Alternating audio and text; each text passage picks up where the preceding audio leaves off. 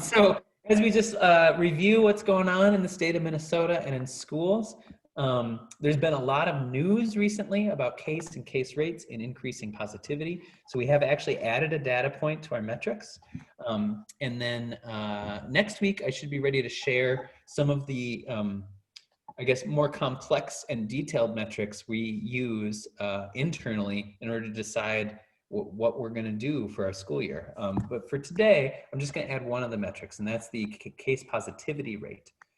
So exciting that I have to say the first syllable a few times, the case positivity rate. And specifically, I just want to remind folks that what we do is we take the total number of cases in a county for 14 days, divide that by the county population over 10,000, so a factor of 10,000, and that gives us an average rate. And then one of the main data points we've been guided to use by the state of Minnesota is that the cases per 10,000 are a starting point for deciding what learning model we use. And specifically, when we started the school year, we were in a 20s case rate in most of the 7 counties that our students attend in. I want to point out this learning model, this is a guidance for a starting point where you could use the learning model. Generally, we're a little more conservative in terms of holding back on in-person learning than this learning model. And I'll talk about that again for a few minutes tonight, like I did last week. But here's the new data point. So for the 7 county metro area, this table here shows the percent of tests positive. And so specifically, percentages over 5% indicate generally that the community spread is considered uncontrolled by epidemiologists. And something that is new as of this past week, and so one of the reasons we started bringing this metric in is because we realized this metric also informs how we consider the data. And so this is data that is actually only 1 week old, so reported as of 10/1. And now using that reliable 10/1 date of last Thursday, what we do see is that in our most populous counties in the state, the case positivity rate did actually go up above 5% for the first time in, I believe, 6 weeks. Washington County is still below 5%, but very close. And so we want to keep an eye on that. And if we see this case positivity rate actually going up in a graph and not flattening out or lowering, that would be an indicator, especially for our educators and for our older students and for everyone actually living in our counties, that we got to be even more careful about how we go about being in the world.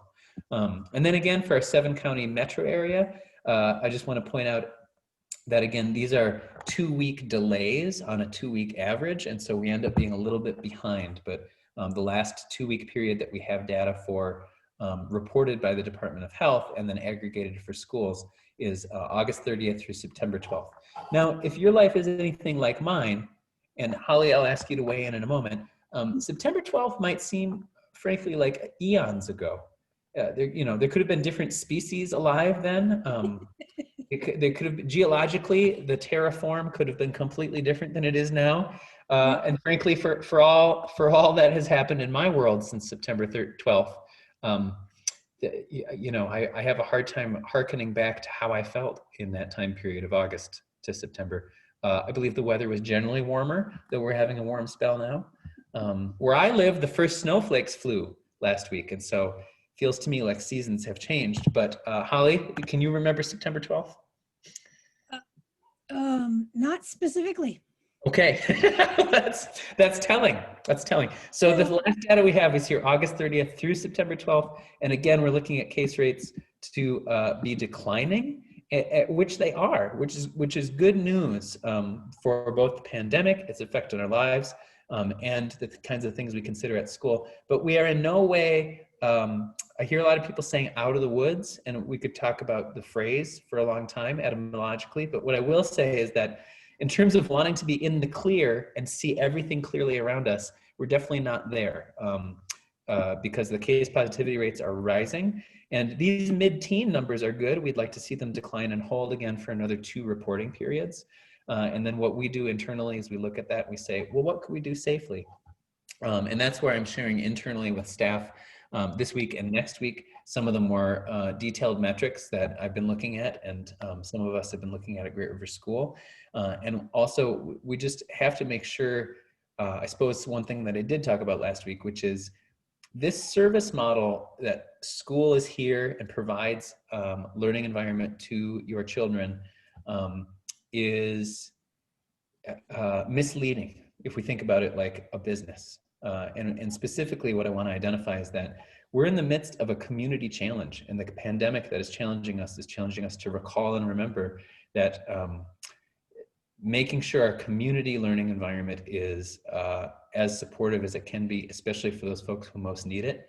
That's a really hard thing to keep in mind and remember when all of us are under duress, frankly. And so the shared ownership of what do we do with these numbers is one thing that I want to talk a little bit more about tonight. And specifically that now that we see these numbers declining, that's really good news. And as I have been saying for all of September and most of August, we want to see those numbers declining and holding steady in a reliable way.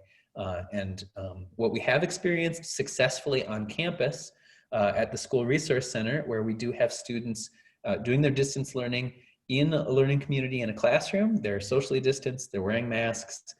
We have learned a lot from what is effective and what is challenging in that environment.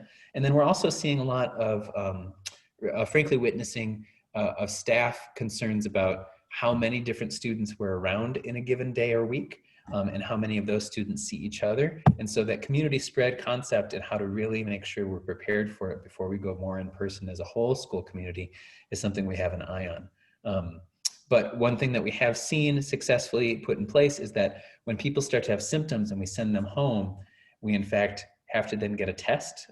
We have had to pause service of School Resource Center on-siteness for some families and some of the classrooms because those families have been exposed to someone who has tested COVID positive. And so we're putting all of those measures into place really successfully. I can't recall if I talked about that a lot last week, but it's good to see that the safety measures we prepared for are useful and that are applicable and we can execute on them. And so that's one good thing to see too.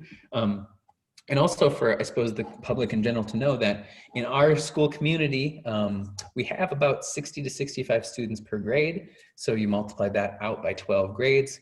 I didn't prepare for this on a napkin. So I believe that's about 780 students. So I just rounded up to 800. And like I did last week. And again, like you consider about our 120 employees, that's about 1,000 people. Now I'm doing some serious rounding up, right? And I'm doing that so you can think about that 1,000, 10,000 number.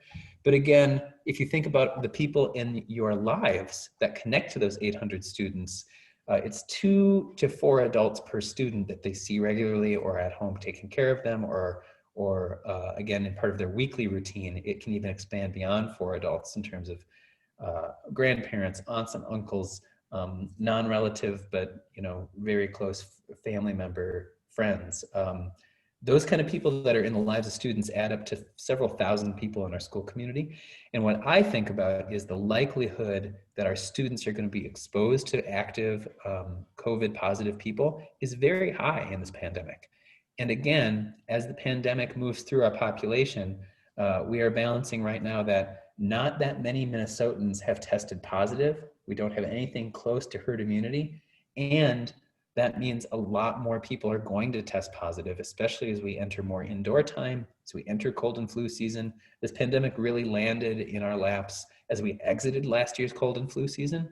And last December 2019 was one of the most active regular flu seasons that we had ever seen as a state. Several schools in southern Minnesota, in fact, last December actually just closed like a snow day for a few days because they had so many students and staff sick with the flu, which is a different kind of virus. So now that this pandemic is moving still through our community, I know it's moving through at what feels like a geologic time scale. In that is very slow moving through our community and through our state and our region and our nation. But we can't take for granted the idea that, okay, we've just had enough of this at-home learning time. It's time to go back. Because actually the data would show that per case rates climbing right now, we have the most active virus we've had since early July. And so we want to make sure we keep an eye on that. And as I report to you that we're taking actions when people have symptoms, those symptoms include common symptoms like coughing. Well, now I don't want to confuse official common symptoms with less common symptoms, but there are common and less common symptoms. So coughing, sneezing, general respiratory symptoms are alarming to most people right now. And so we've been sending students home and asking them to stay home if they have those symptoms and get tests. And then there are less common symptoms like fatigue, loss of taste or smell, other detailed ones. And so people are self-reporting to us they have those symptoms too. And so even at home, as you're noticing cold and flu season beginning, what I'm taking into account and we're taking into account at school is that we want to be very conscious and planful about if we start doing any more in-person learning, we want to really be prepared for the likelihood that that will be interrupted regularly by testing symptomatic people going home and then classrooms having to wait and learning communities having to wait for test results to come back. And so that's a long sort of narrative, and I hope you've been, happily doing the dishes, or if you're at home listening, entertained. But what we'd like to see is that these case rates you see here in Carver County, we have a steep decline and it's holding fairly steady. We'd like to see those steady numbers all very close to this line of 10 cases per 10,000, if not below. And when we see that, that's when we're going to really start to be able to seriously consider and plan of how we could be more in-person learning. There are no group of educators wanting more to be in person than the Montessori educators who have literally trained on how to get you to learn through your hands. And so believe me, we want to do this and we really want to be safe. So as I look at these, what I'm looking at is that each of these bar charts shows the cases per week in each of the 7 counties. And again, we want to see a pattern where all of them are dropped below the mid-teens, near 10, and ideally even below 10 and holding there for several bars. And so I hope to see that happen in this bar graph in the future. And